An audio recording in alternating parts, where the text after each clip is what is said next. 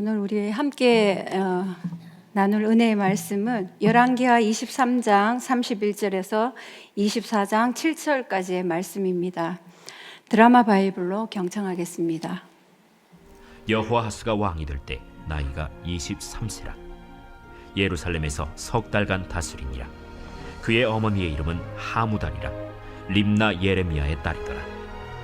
여호아하스가 그의 조상들의 모든 행위대로 여호와 보시기에 악을 행하였더니 바로 느고가 그를 하마 땅 림나에 가두어 예루살렘에서 왕이 되지 못하게 하고 또 그 나라로 은 100달란트와 금 1달란트를 벌금으로 내게 하고 바로 느고가 요시야의 아들 엘리야김을 그의 아버지 요시야를 대신하여 왕으로 삼고 그의 이름을 고쳐 여호야김이라 하고 여호아하스는 애굽으로 잡아갔더니 그가 거기서 죽으니라.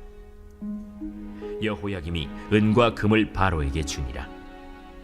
그가 바로 느고의 명령대로 그에게 그 돈을 주기 위하여 나라에 부과하되 백성들 각 사람의 힘대로 액수를 정하고 은금을 징수하였더라. 여호야김이 왕이 될 때 나이가 25세라. 예루살렘에서 11년간 다스리니라. 그의 어머니의 이름은 스비다라. 루마 부다야의 딸이더라. 여호야김이 그의 조상들이 행한 모든 일을 따라서 여호와 보시기에 악을 행하였더라. 여호야김 시대에 바벨론의 왕 느부갓네살이 올라오매 여호야김이 3년간 섬기다가 돌아서 그를 배반하였더니 여호와께서 그의 종 선지자들을 통하여 하신 말씀과 같이 갈대아의 부대와 아람의 부대와 모압의 부대와 암몬 자손의 부대를 여호야김에게로 보내 유다를 쳐 멸하려 하시니 이 일이 유다의 임함은 곧 여호와의 말씀대로 그들을 자기 앞에서 물리치고자 하심이니 이는 므낫세의 지은 모든 죄 때문이며 또 그가 무죄한 자의 피를 흘려 그의 피가 예루살렘에 가득하게 하였습니다. 여호와께서 사하시기를 즐겨하지 아니하시니라. 여호야김의 남은 사적과 행한 모든 일은 유다 왕 역대지략에 기록되지 아니하였느냐. 여호야김이 그의 조상들과 함께 잠에 그의 아들 여호야긴이 대신하여 왕이 되니라. 애굽 왕이 다시는 그 나라에서 나오지 못하였으니 이는 바벨론 왕이 애굽 강에서부터 유브라데 강까지 애굽 왕에게 속한 땅을 다 점령하였음이더라. 아멘.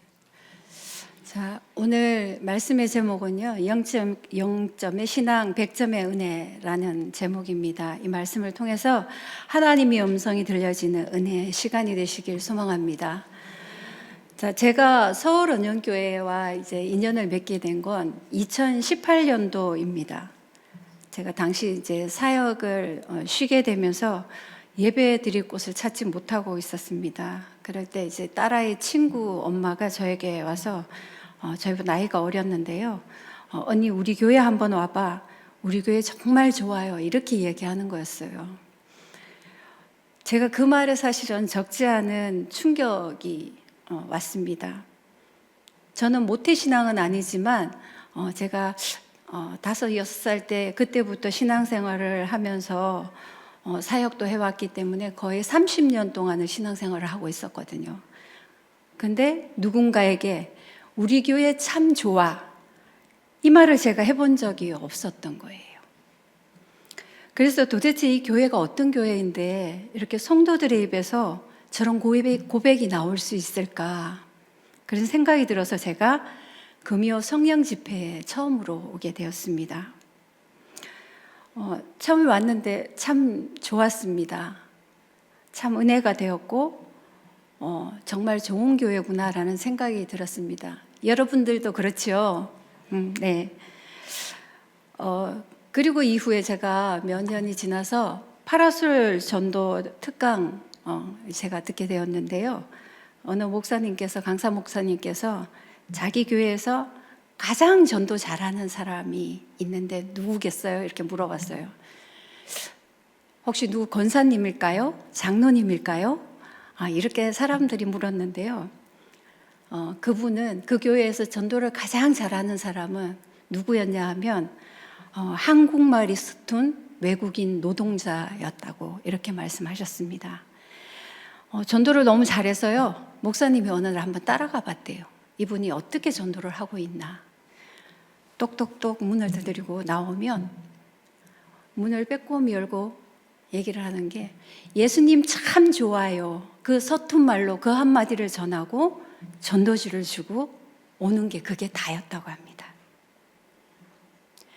그 전도지 한 장에 예수님 참 좋아요 그 말이요. 그 진심이 아마 그 고백이 전해졌기 때문이었다고 그렇게 말씀하셨습니다.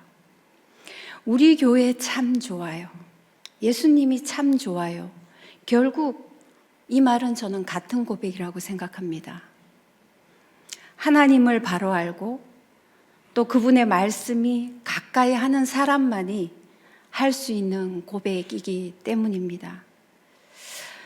저희 교회 지금 우리가 최근에 이제 성경대학을 우리가 열었잖아요. 근데 제가 거기에서 100일 성경 통독을 지금 제가 같이 하고 있거든요. 근데 거기에 무려 68명이나 신청을 했습니다.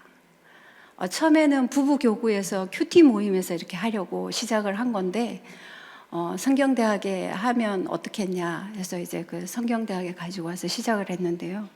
참 많은 분들이 열심히 성경을 통독하고 계십니다. 그게 100일 동안 신구약을 다 통독하려면 1시간 정도를 꼬박 앉아서 성경 통독을 해야 되는데요. 우리가 1시간 그러면 생각에 별로 이렇게 어렵지 않을 것 같지만 앉아서 1시간을 아무 방해 없이 통독한다는 게 그게 쉬운 일이 아니거든요. 근데 제가 새벽 5시에 통독을 올려놓으면 12시 1시가 되기 전에 거의 3분의 2 이상이 통독 완독했다고 올라옵니다. 이런 교회이기 때문에 우리 교회가 참 좋은 교회가 아닐까요?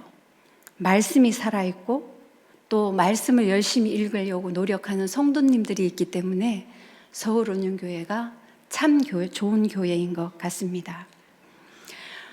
오늘 우리가 함께 나눌 말씀은요, 하나님의 말씀을 듣지 않고 순종하지 않아서 결국 멸망의 길을 걷게 된 이스라엘의 이야기입니다.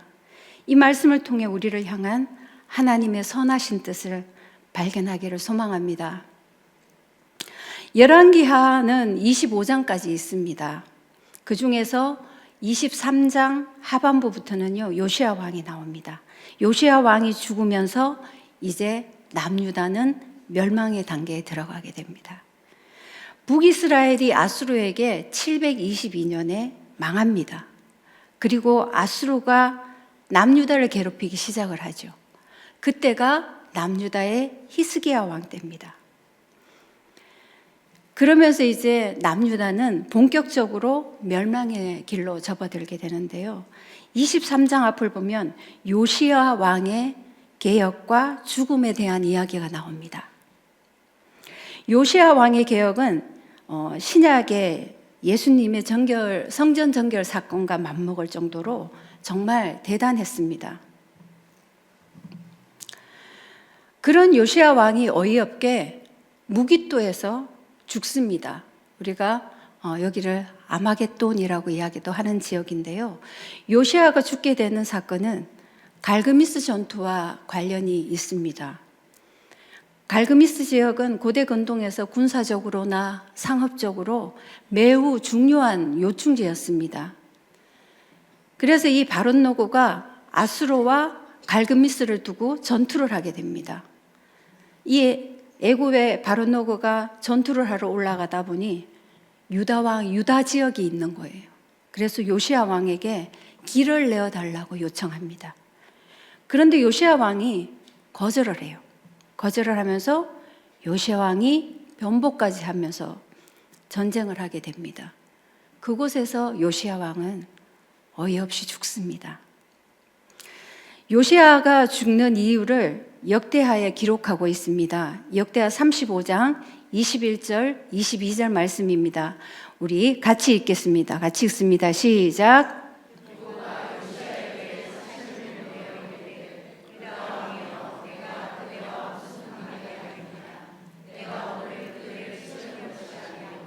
나와 더불어 싸우는 족속을 치려는 것이라. 하나님이 나에게 명령하사 속히 하라 하였은즉 하나님이 나와 함께 계시니 그대는 하나님을 거스리지 말라. 그대를 멸하실까 하나 요시야가 몸을 돌이켜 떠나기를 싫어하고 오히려 변장하고 그와 싸우고자 하여 하나님의 입에서 나온 누구의 말을 듣지 아니하므로 무기또 골짜기에 이르러 싸울 때에. 자, 요시야 왕은 8세의 왕이 됩니다. 그리고 31년 동안 유다를 다스리게 되는데요. 여호와 보시기에 정직하게 행하고 다윗의 길로 걸으며 좌우로 치우치지 않았다고 칭송을 받았습니다. 그런데 요시야는 전쟁에 나갈 때 하나님께 물어보았다는 기록이 없습니다. 단지 하나님의 입에서 나온 누구의 말을 듣지 아니하고라고 기록하고 있습니다. 자, 하나님은 때로는 사람을 통해서 우리가 일을 하고 계시죠.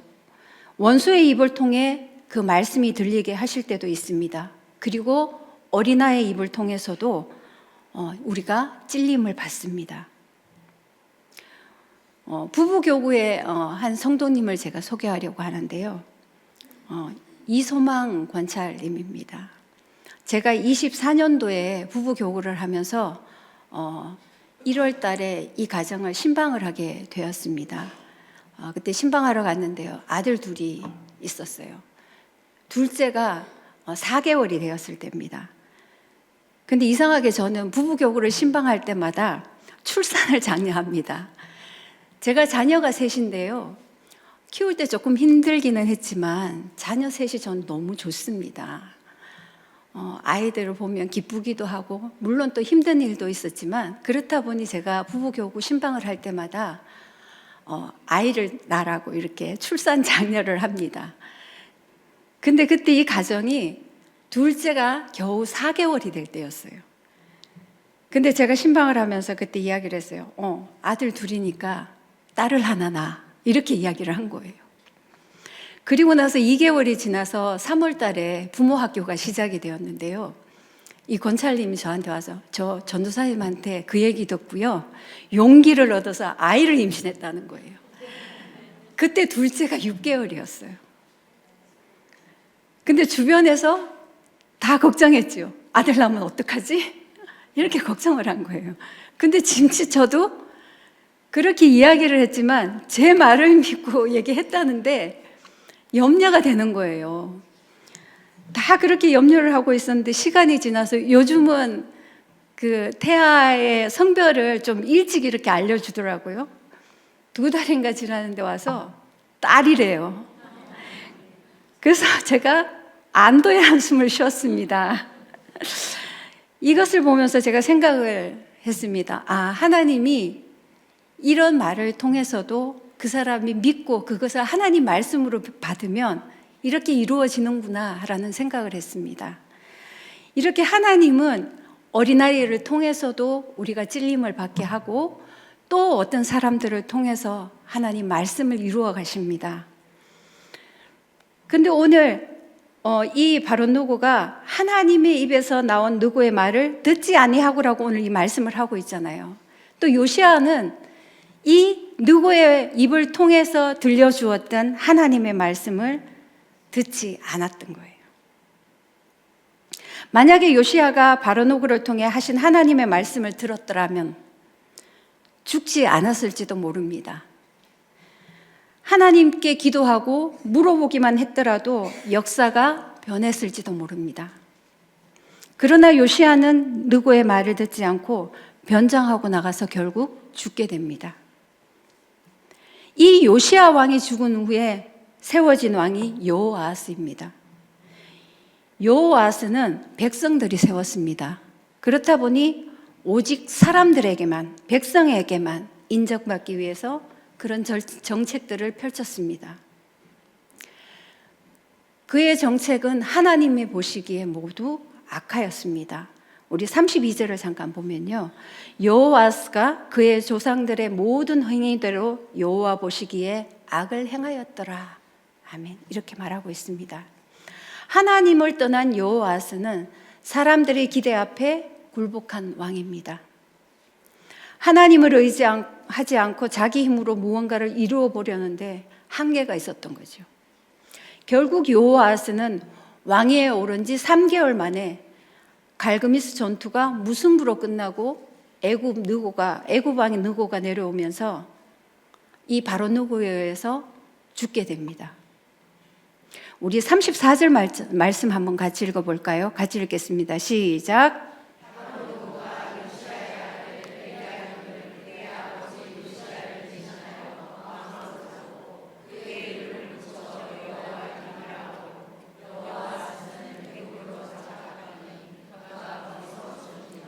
자, 말씀에 이렇게 하여서 여호아스는 죽습니다. 그 다음에 세운 왕이 바로 여호야김입니다. 여호아스를 대신하여 여호야김을 세운 것이 아니라 하나님의 말씀에는 요시야를 대신하여 이렇게 기록하고 있습니다.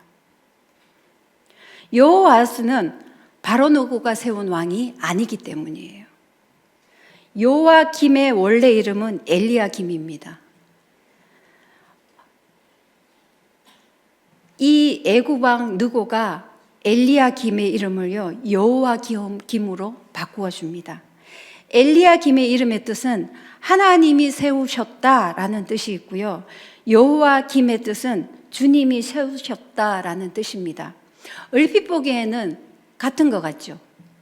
누가 세웠어요? 하나님이 세우셨고 주님이 세우셨다. 우리가 보기에는 비슷한 내용인 것 같습니다. 그런데요, 여기는 다른 뜻이 숨어 있습니다. 이름을 지어주는 것은 지어준 사람의 권위를 상징합니다. 주님이 세우셨다. 이 말은 여기에 주님은 하나님이 아니고요, 주인님이라는 뜻입니다. 누구가 유다를 지배하는 군주임을 드러내고 있는 거예요. 애굽에 복종해야 된다는 의미를 담고 있습니다. 이렇게 이름을 부여받은 여호야김은 애굽에게 조공을 바치며 섬깁니다.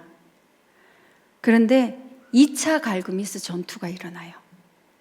이 전투에서요, 애굽이 져요, 바벨론에게. 그래서 바벨론에게 지면서 바벨론이 애굽 땅으로 쳐들어와서 유다를 점령하게 됩니다. 유다에 들어오게 되죠. 이때가 바로 예루살렘 1차 침공인데요. 이때 우리가 알고 있는 다니엘이 포로로 잡혀갈 때입니다. 그렇다 보니 이제는 여호야김이 바벨론을 섬겨야 되겠지요. 바벨론이 이겼으니까요. 그렇게 해서 바벨론을 섬기다가 3년쯤에 될 때쯤 이 여호야김이 바벨론을 배반합니다. 하나님은 이때 선지자를 통해서 바벨론을 잘 섬기라고 말씀하셨어요. 바벨론에게 항복하라고 말씀하셨지요.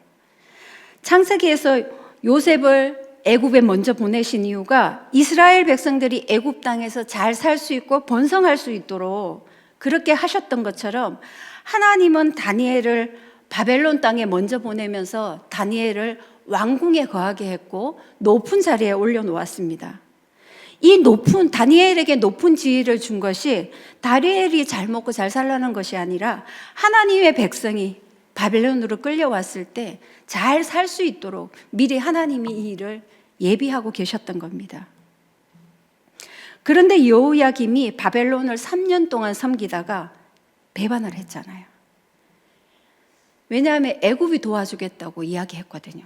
우리가 도와줄게.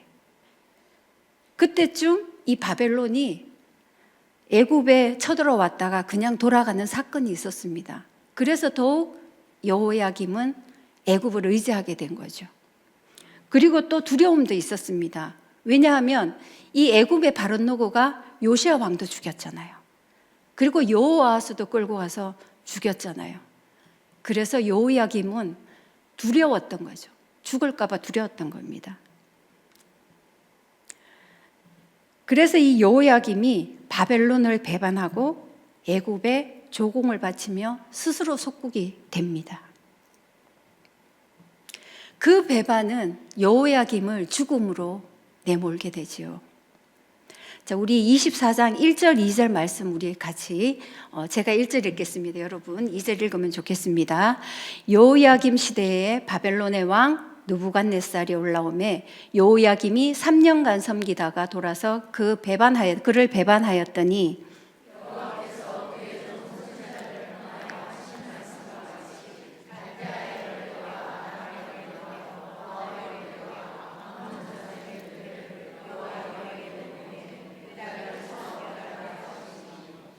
아멘.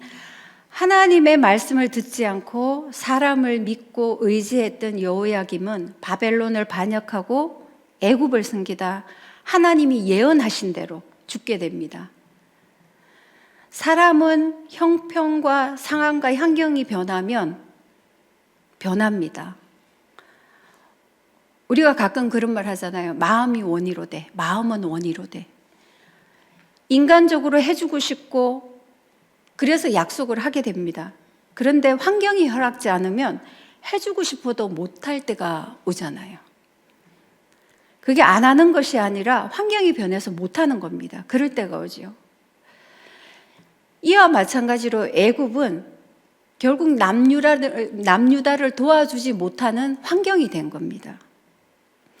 애굽을 믿고 하나님의 뜻을 거스리며 바벨론을 배반한 여호야김은 결국 연합군의 공격을 받아서 암살당하게 됩니다.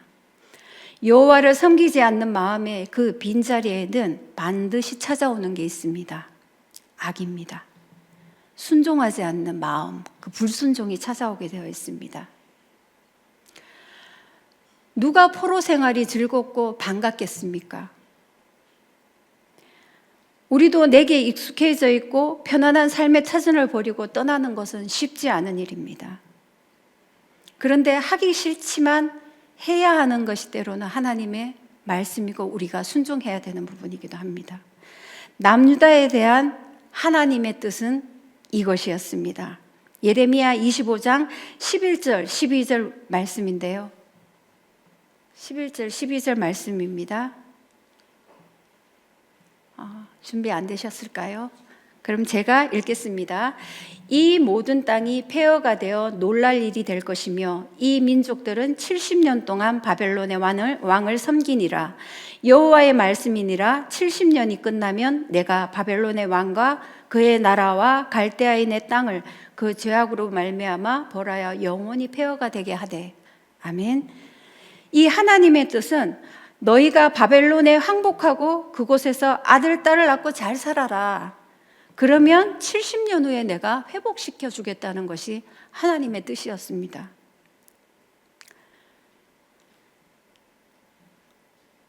사랑하는 성도 여러분, 여러분에게 하나님이 말씀하시고 하나님이 기뻐하시는 말씀이 있을 때가 있지요. 그렇지만 우리가 죽어도 못하겠어 하는 일은 혹시 없습니까? 우리가 때로는 옷깃만 스쳐도 정말 소름 돋는 사람이 있습니다. 같은 공간에서 숨 쉬는 것조차 힘들 때도 있습니다. 그런 고통스러운 사람이 때로는 가족일 수도 있고요. 때로는 이웃일 수도 있고 혹은 우리가 같은 신앙생활을 하는 성도일 수도 있습니다. 이유 없이 나를 괴롭히는 직장 상사를 마주할 때면 마음이 정말 요동칩니다. 그러나 우리가 하나님의 말씀을 보면 하나님이 그렇게 말씀하시지요. 마태복음 5장 46절 말씀 한번 보겠습니다. 같이 읽겠습니다. 시작.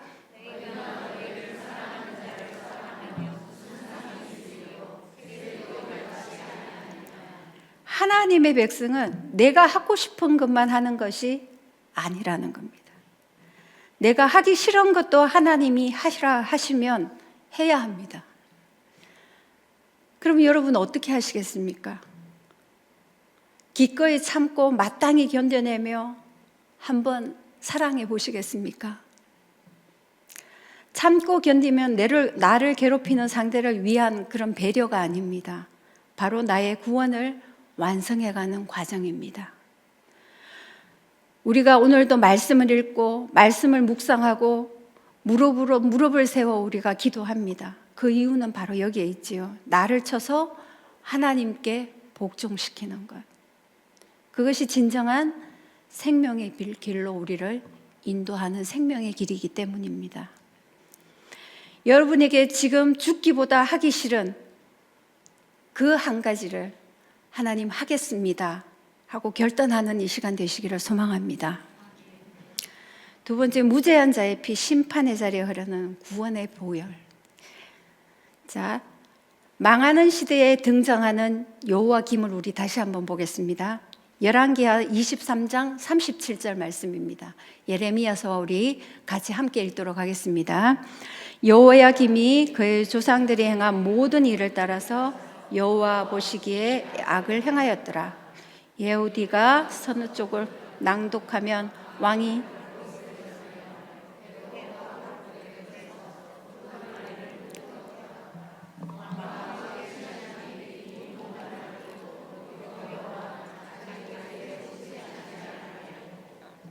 아멘. 여호야김은 하나님의 심판의 말씀을 듣고도 두려워하지 않습니다. 회개도 하지 않고 하나님을 의지하지도 않습니다. 말씀을 들었으나 무시했고 그 말씀을 읽고 나면 찢어서 불사릅니다. 여호야김에게 하나님의 말씀의 작동은 멈추었습니다. 오히려 하나님보다 강대국을 두려워하고 강대국을 의지하고 사람을 의지하다 여호야김은 죽게 됩니다. 우리 24장 3절 4절 말씀 한번 보겠습니다. 같이 읽습니다. 시작. 이 일이 유다에 임함은 곧 여호와의 말씀대로 그들을 자기 앞에서 물리치고자 하심이니 이는 므낫세에 지은 모든 죄 때문이며 또 그가 무죄한 자의 피를 흘려 그의 피가 예루살렘에 가득하게 되었습니다. 여호와께서 하시기를 즐겨하지 아니하시니라. 아멘. 3절의 이 일은 갈대아의 부대와 아람의 부대와 모압의 부대와 암몬 자손의 부대가 연합하여서 여호야김을 쳐서 멸한 일을 말합니다. 이 일이 여호와의 말씀대로 이루어졌고 성경은 그 이유를 므낫세가 지은 죄 때문이라고 말씀합니다. 유다가 망하는 것은 국제 정세 때문이 아닙니다. 므낫세로부터 내려온 하나님의 섭리였습니다. 만약 유다가 거룩함을 지켰다면, 거룩함을 유지했다면 애굽, 아수르, 바벨론이 힘의 균형을 잘 이루어 작은 나라들도 아주 안정을 누리며 살았을지 모릅니다. 그러면 므낫세의 죄가 어떠했기에 요아스의 개혁에도 이스라엘을 구원하지 못한 걸까요?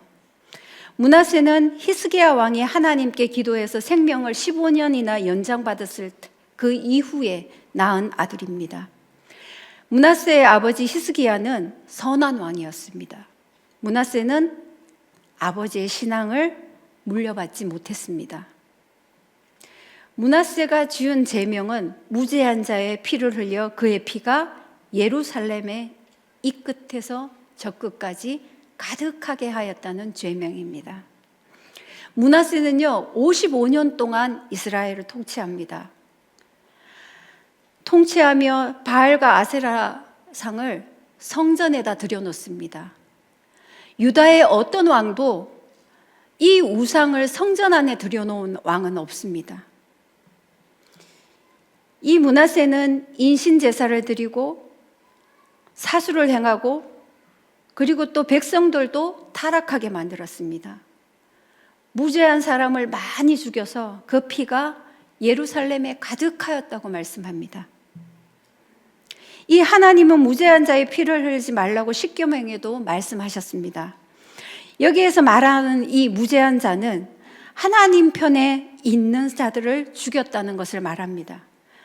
아이들을 제물로 바치고 약한 자들을 억압하고 핍박하고 하나님의 선지자들을 살해한 것을 말씀하고 있습니다. 유대교와 기독교의 전통에 므낫세가 이사야 선지자를 통나무 속에 넣고 톱으로 켜서 죽였다는 그런 말씀을 전하고 있습니다. 그 죄로 인해 남유다는 더 이상 용서받지 못합니다. 멸망이지요. 이때 하나님의 손이 바벨론을 도구로 사용하셨습니다. 이 세상의 역사는 하나님과 그 손에 들린 하나님의 백성에 의해 진행됩니다. 우리는 묻곤 합니다. 하나님은 왜 굳이 멸망을 경험하게 하시고 회복해 주시는 걸까요? 그 이유는 유다 백성들에게 그 고통의 시간이 반드시 필요하기 때문입니다. 멸망이라는 이 처절한 깨어짐을 통과하지 않고서는 그들 내면에 뿌리 깊게 박힌 악이 결코 씻겨나가지 않을 것이기 때문입니다. 그런 성질의 것이기 때문입니다. 그래서 그들에게 고난은 꼭 필요한 것이었습니다. 우리가 때로는 도저히 감당하기 싫은 그런 고난이 있습니다. 그렇지만 그 고난조차 우리가 묵묵히 받아내야 할 때가 있습니다. 그렇게 해야 하는 이유는 우리를 살리는 생명의 길이기 때문입니다. 므낫세의 죄의 결과를 보면 나의 죄, 우리 이 부모의 죄가 자녀들에게 미칠 수 있음을 보여줍니다. 얼마나 두려운 일입니까? 두려우시지 않으세요? 내 죄가 대를 이어서 자손에게 이어진다면, 우리가 주의를 잘 지키고 하나님의 말씀을 잘 듣고 기도에 열심을 내고 그렇게 하지만 내 자녀를 하나님이 경외하는 자녀로 양육하지 못한다면, 하나님의 말씀으로 그 아이들을 양육하지 못한다면 므낫세와 같은 그런 다음 세대가 나올 수 있다는 겁니다. 우리는 다음 세대를 잘 양육해야 합니다. 잘 양육하려면 부모가 먼저 준비가 되어야겠지요. 제가 오늘 원고에 뭐라고 써져 있냐 하면 그 다음이 부모님들 부모 학교에 많이 신청하십시오 이렇게 적어놨습니다. 부모 학교에 많이 신청하셨어요. 우리가 하나님의 세계관으로 자녀를 양육할 수 있었으면 좋겠습니다. 자, 이스라엘의 멸망의 고발장에 그가 무죄한 자의 피를 흘려 그의 피가 예루살렘에 가득하였다고 기록하고 있지 않습니까? 이스라엘은 무죄한 자의 피를 흘려 예루살렘에 가득하게 되었는데 그 일에 끄리낌이 없었습니다.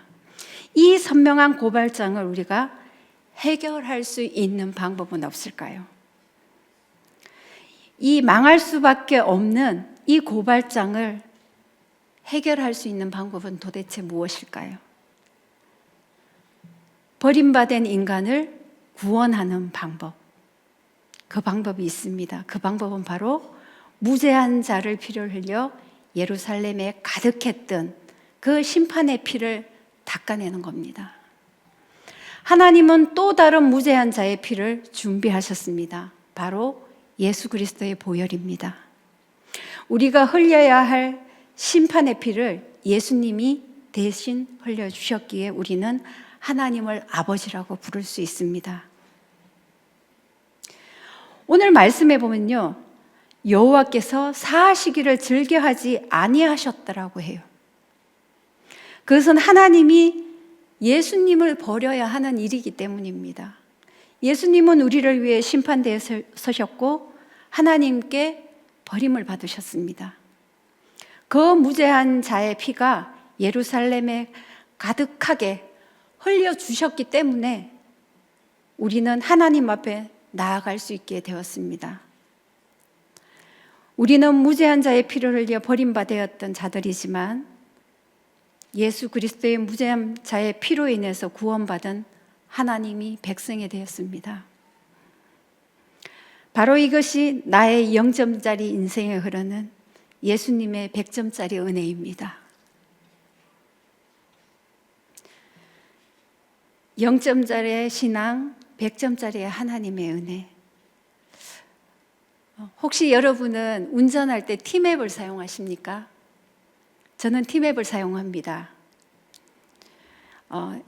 이 이야기는 제가 2년 전에 다른 교회에서 교육자 수련회를 마치고 다녀오다가 일어난 일인데요. 차 안에서 있었던 일입니다. 동료 교육자들이 이렇게 얘기했습니다. 서로 보면서 운전 점수가 나는 몇 점이야, 몇 점이야 이렇게 이야기를 하는 거예요. 보니까 나는 98점, 나는 99점 이렇게 이야기를 하더라고요. 전부 모범 운전자였습니다. 제가 물었어요. 그런 점수가 있어요? 그랬더니 전사님 몇 점인지 한번 보세요 그러는 거예요. 그래서 제가 호기심에 한번 열어봤습니다. 다 아는 순식간에 웃음바다가 되었습니다. 제가 몇 점이었게요? 한번 맞춰보시겠어요? 제가요 38점이었습니다. 38점이었습니다. 평소에 남편이 제 차를 타고 가면 운전 아주 위험하게 한다고 그렇게 이야기를 했어요. 근데 별 뜻 없이 제가 그냥 한 길로 흘렸거든요. 근데 정말 데이터는 정직했습니다. 제가 급가속, 급제동, 급발진 그 도로 위에서 그 했던 그 운전이요 고스란히 그 점수에 담겨 있었던 거예요. 그날 이후에 제가 이 화면에 찍힌 38점이라는 이 점수가 자꾸만 기억이 나는 거예요. 그래서 핸들을 잡을 때마다 조심하면서 운전을 했습니다. 급제동도 안 하고 과속도 안 하고 그렇게 운전을 했습니다. 지금 제 점수가 몇 점일까요? 2년이 지났잖아요. 많이 올라갔습니다. 70점? 틀렸어요. 제가 90점이 되었습니다. 그만큼 제가 조심하면서 운전을 했다는 거예요. 우리 사회는요, 더더구나 한국 사회는 점수 내는 거 되게 좋아하죠. 평균 내는데 아주 익숙합니다. 아이들의 성적부터 직장의 성과까지 늘 평균치라는 잣대로 사람의 가치를 평가하곤 합니다. 만약에 믿음에도 커트라인이 있다면 어떨까요? 가령 80점 이상이 합격이야. 거기에는 성경 읽기가 몇 점, 기도 몇 시간이면 몇 점, 헌금을 얼마 하면 몇 점, 이렇게 항목별로 배점이 되어 있다면 어떨까라는 생각이 문득 들었습니다. 여러분, 이렇게 신앙의 점수를 매기게 된다면 여러분 어떨 것 같습니까? 자, 우리가 열심히 해서 점수를 채웠다고 합시다.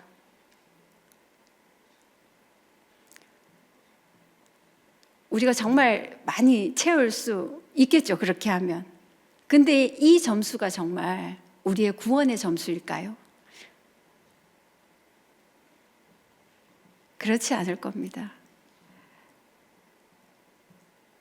그런데 우리가 이렇게 열심히 채운 점수가 0점일지라도 하나님은 당신의 아들을 통해서 우리에게 100점의 은혜를 주신다는 겁니다. 왜냐하면 주님의 은혜는 거저 주시기 때문입니다. 우리가 말씀을 읽고 기도하며 신앙의 점수를 관리하려 애쓰는 이유는, 우리가 신앙을 열심히 기도하면서 애쓰는 이유는 그 점수로 우리가 구원을 얻기 위한 것이 아니죠. 아닙니다. 제가 38점짜리 운전을 하면서 그 점수를 보며 뭘 길렀겠습니까? 올바른 주행 습관을 길렀죠. 우리가 내 점수가 나는 몇 점일까? 나의 신앙 점수는 어떨까? 이것을 생각하는 것은 우리가 하나님의 그 크신 은혜에 합당한 자로 빚어가기 위해서이죠. 오늘도 우리는 믿음의 핸들을 고쳐 잡습니다. 그 잡는 이유가, 우리가 믿음의 핸들을 고쳐 잡는 이유가 우리가 하나님 앞에 합당한 자로 살아가기 위함입니다. 저는 우리 인생의 구원의 점수는 0점이어야 한다고 생각합니다. 로마서 3장 10절, 11절 말씀 우리 한번 볼까요? 없다고 하대요. 제가 읽겠습니다. 기록된 바 의인은 없나니 하나도 없으며 깨닫는 자도 없고 하나님을 찾는 자도 없고 다 치우쳐 함께 무익하게 되고 선을 행하는 자도 없나니 하나도 없도다. 아멘. 이 말씀처럼 우리 중에는 스스로의 힘으로 의로울 수 있는 사람이 단 한 명도 없습니다. 우리가 달려가고 살아가고 이 모든 시간은 실상 죄의 영향력 아래 있기 때문입니다. 우리가 대단한 업적을 쌓거나 높은 접수를 획득해서 구원을 얻는 것이 아니라는 것입니다. 참된 믿음은 날마다 나의 무력함을 인정하는 것에 있습니다. 그것을 인정하고 영점인 나를 비워내고 그 빈자리를 하나님의 전적인 은혜로 채워가는 것입니다. 그래서 우리는 날마다 회개하죠. 나의 의라는 점수를 버려내기 위해서, 비워내기 위해서 우리는 회개합니다. 다시 겸손한 영점의 상태를 만들어 가야 하는 것이죠. 내가 무엇을 해놨다는 자부심을 버려야 합니다. 그것을 버리고 철저하게 비워낼 때 비로소 하나님의 거룩한 통치가 시작되기 때문입니다. 예루살렘의 무죄한 자의 피를 가득하게 했던 우리의 죄를 비워낼 수 있는 그 길은, 그 피를 비워낼 수 있는 길은 오직 나를 영점으로 비워서 예수 그리스도의 100점의 은혜를 가득 채우는 길이라고 생각합니다. 말씀을 정리하겠습니다. 유다 백성에게 주어졌던 고난은 하나님이 주시는 가장 아픈 사랑의 방법이었습니다. 오늘 본문에서 유다가 바벨론과 주변 국가들의 연합군에게 공격당하고 멸망의 길로 접어드는 모습은 겉으로 보기에는 비참한 실패로 보여집니다. 하지만 성경은 이 일이 여호와의 말씀대로 일어난 것이라고 기록합니다. 이것은 우연한 사고가 아니라 하나님의 작정이었습니다. 왜 하나님은 당신의 백성이 이토록 비처참하게 짓밟히는 것을 보고만 계셨을까요? 말씀에 여호와께서 사하기를 즐겨하지 아니하시니라고 말씀하십니다. 이 말씀은 하나님이 잔인하다는 뜻이 아닙니다. 유다의 죄, 특히 므낫세로부터 내려온 그 뿌리 깊은 우상 숭배와 무죄한 자의 피를 흘린 죄가 적당한 회개나 형식적인 제사로는 도저히 해결할 수 없고 씻을 수 없다는 거였습니다. 때로 우리 삶에도 내 힘으로 도저히 막을 수 없는 풍랑이 찾아올 때도 있습니다. 질병도 있을 수 있고 경제적 파탄도 있을 수 있고 관계의 단절, 이러한 이름으로 바벨론의 군대가 우리를 애워쌀 때가 있습니다. 그때 우리는 기억해야 합니다. 하나님이 허락하신 고난은 우리를 죽이려는 독이 아니라는 겁니다. 우리 영혼의 썩은 부분을 도려내기 위한 수술칼입니다. 멸망을 경험하지 않고서는 멈추지 않을 우리의 교만과 불순종을 끊어내기 위해 하나님은 아픈 마음으로, 그 아픈 마음을 뒤로하고 우리를 고난의 풀무 속에 넣으시는 것이지요. 우리의 이러한 순종은 내 판단을 내려놓을 때 가능합니다. 여호야김 왕의 결정적인 실책은 예레미야를 통한 하나님의 말씀보다 눈에 보이는 강대국, 애국의 힘을 더 의지했기 때문입니다. 상황이 변하면 약속을 뒤집고 자기 판단에 더 유리해 보이는 길을 선택했습니다. 여호야김이. 그것이 결국 유다를 완전히 파멸로 몰아넣었습니다. 우리의 신앙생활도 비슷합니다. 하나님 사랑해야 되는 건 알겠지만 저는 도저히 할 수 없어요. 도저히 안 돼요. 말씀대로 살면 손해볼 것 같은데 이번 한 번만 내 방식대로 할게요. 이런 타협이 우리를 바로 여호야김의 길로 인도하고 있는 겁니다. 진정한 순종은 이해되어서 하는 것이 아닙니다. 하나님의 말씀하셨기 때문에 나의 판단과 감정을 거기에 굴복시키는 것입니다. 팀앱 점수를 올리기 위해 내 급한 성질을 죽이고 급제동과 또한 급발진과 그런 것들을 멈추고 주님의 속도에 맞추는 것. 내 판단이 옳아 보일 때 오히려 하나님의 말씀을 신뢰하고 멈추어 서는 것. 그것이 우리를 안전한 구원의 길로 인도합니다. 하나님은 우리의 영적 인생을 덮는 무죄한 자의 피를 흘려주셨습니다. 오늘 본문은 므낫세가 가득하게 흘린 무죄한 자의 피를 고발합니다. 이 피는 복수를 외치는 피입니다. 심판을 부르는 피였습니다. 우리 역시 죄 아래 있기에 우리 삶의 자국마다 흘려진 불순종과 탐욕의 피가 우리를 고발하고 있습니다. 우리의 의로운 점수는 결국 0점일 수밖에 없습니다. 하나님은 이 선명한 심판의 고발장을 해결하기 위해 또 다른 무죄한 자의 피를 준비하셨습니다. 바로 독생자 예수 그리스도의 보혈입니다. 예루살렘 거리에 가득했던 죄 없는 자들의 비명은 골고다 언덕 위에서 다 이루었다 외치시는 예수님의 음성으로 덮여졌습니다. 우리가 0점짜리 인생임을 정직하게 고백하며 주님 앞에 엎드릴 때 예수님의 보혈이 우리의 고난, 우리의 모든 고발장을 덮고 우리를 다시 하나님의 자녀로 세워주십니다. 우리 인생이 이 고난이 해결책인 이유는 그 고난의 끝에서 우리가 내 의를 버리고 오직 예수님의 피만을 붙들게 되기 때문입니다. 우리가 말씀을 배우고 익히는데 열심히 내는 이유도 점수를 높이기 위해서가 아니죠. 좌우의 날쌘검과 같은 그 말씀이 나의 교만을 찔러 쪼개고 나를 다듬어 예수님을 닮은 거룩한 삶으로 인도하기 위해서입니다. 그것이 바로 구원받은 자가 걸어가야 할 마땅한 삶의 태도입니다. 나의 점수를 0점으로 베어낼 때 비로소 하나님의 100점의 은혜를 우리 삶에 가득하게 채울 수 있습니다. 유다 왕들은 심판을 피하기 위해 사람을 의지하다 망했지만 우리는 우리를 위해 대신 버림받으신 예수님을 의지함으로 다시 일어설 수 있습니다.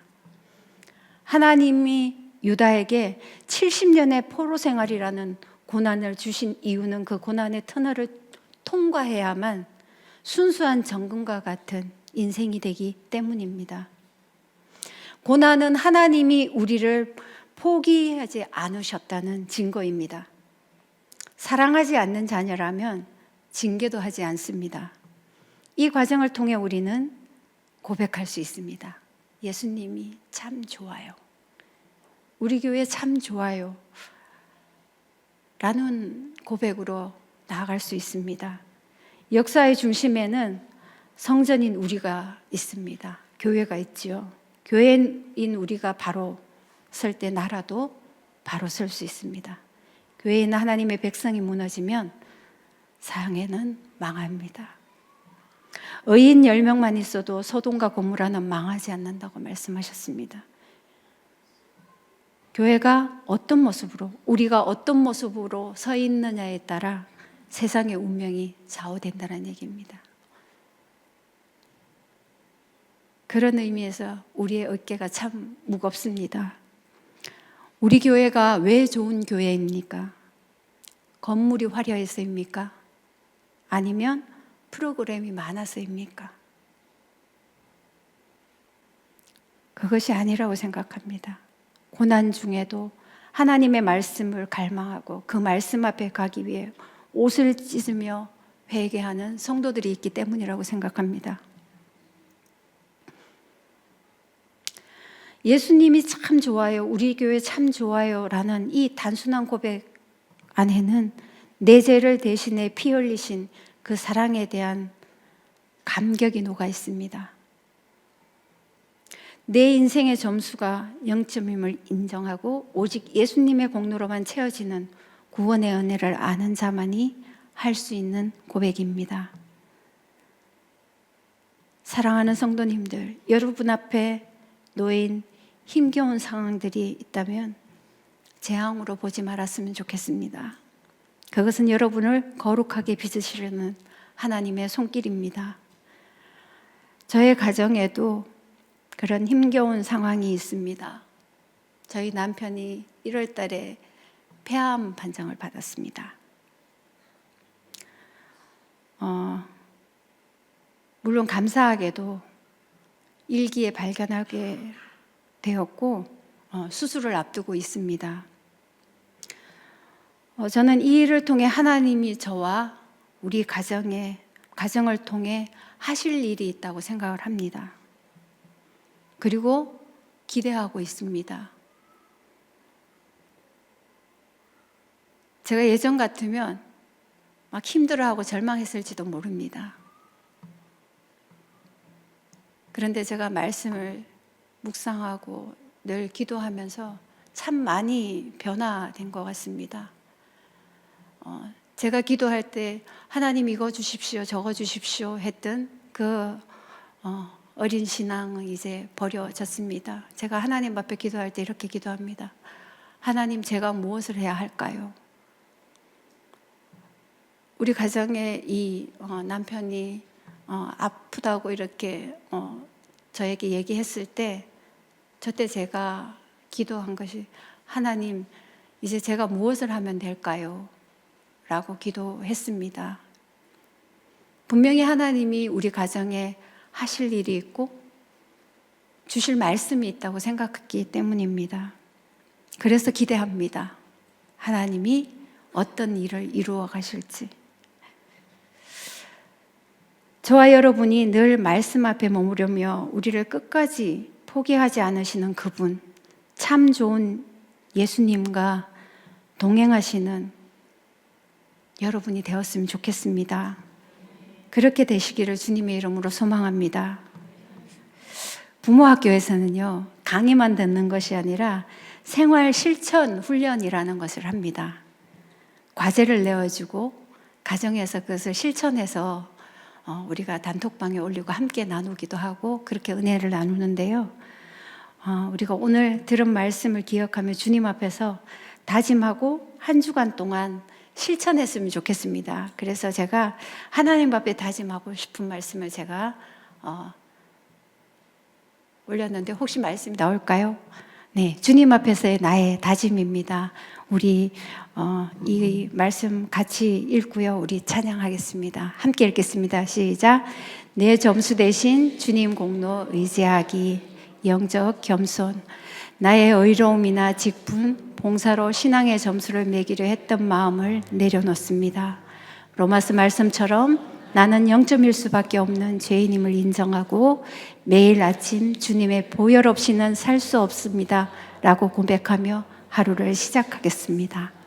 이 이해되지 않는 바벨론 군대 수용하기, 인내와 순종, 현재 나를 괴롭히는 상황이나 사람, 직장 상사, 가시 같은 이웃 등을 나를 망하게 하는 적이 아니라 나를 거룩하게 빚으시는 도구로 바라보세요. 불평 대신 주님, 이 고난을 통해 제가 깨달아야 할 것은 무엇입니까? 라고 묻는 기도를 드리겠습니다. 3. 참 좋아요. 고백 한마디 전하기, 복음의 향기, 요야 김처럼 우리 삶의 진정한 주인 되시는 예수님을 자랑하고 이번 주에 만나는 한 사람에게 교회 다니니 참 좋아요, 예수님 믿으면 참 평안해요 라는 진심 어린 고백과 함께 따뜻한 차 한 잔을 나누어 보겠습니다. 아멘. 자, 우리가 이렇게 한 주 동안을 이 고백의 말씀처럼 이렇게 살았으면 좋겠습니다.